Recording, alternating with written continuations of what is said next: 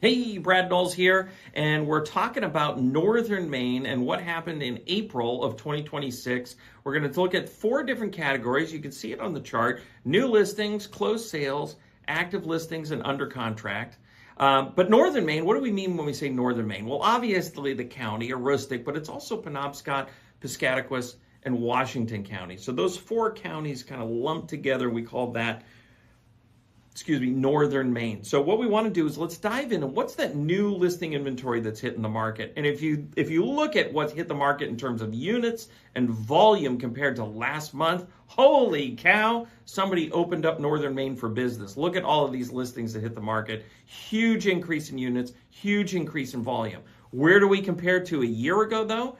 A year ago, it's a modest increase, 7% on the units, and actually down on the volume by 3%, so slightly down on the volume side. The median sale price overall continues to increase for our active listings hitting the market, as does that median square foot price the median square foot price year over year has that 8% increase. So let's take a look at closed sales. So the closed sales, now this is a real increase from where we were a year ago. 18% more units closed, 7% more volume closed compared to where we were in April of 2025. And the median sale price year over year, huge jump up. 17% jump up, median sale price year over year.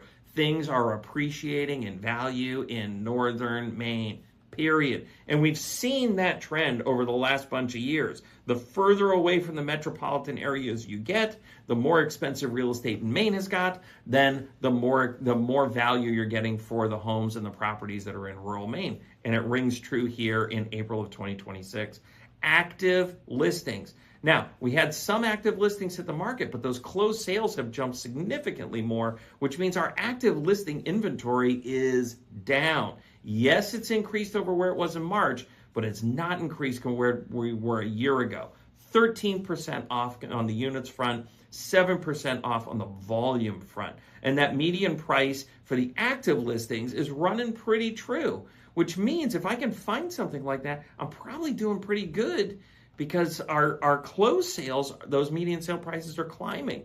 So if I can get something at asking value or close to it, I'm probably doing a pretty good job compared to what the equity value is of that property. Our under contracts, though they were off compared to last April, we were absolutely ahead from where we were a year ago. So that trend's similar to what we see in terms of the closed sales. So the closed sales have really picked up year over year. And then the under contracts have also picked up. 8% more units, 12% more volume, and the median sale price up 8% year over year, April compared to April. That's a huge increase. If you think of what is the historic trend line when it comes to increased value appreciation for real estate in the United States overall on an annual basis, the long trend line is about 4%.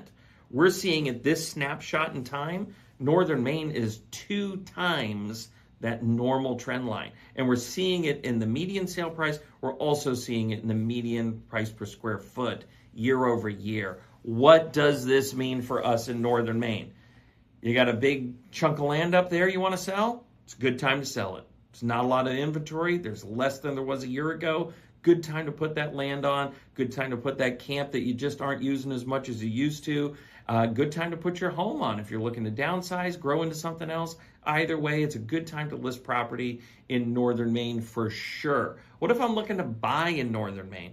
Buying in Northern Maine right now, the longer I wait, when something is appreciating, every month I wait is costing me more money. So let's just look at the appreciation that we see here on the under contracts. The under contracts went up in median sale price by 8%. So that means I'm about 3/4 of a percentage point every month I wait. In 3 months, I'm up at least 2% more expensive. Now, 2% more expensive on a cheeseburger, I can swallow that.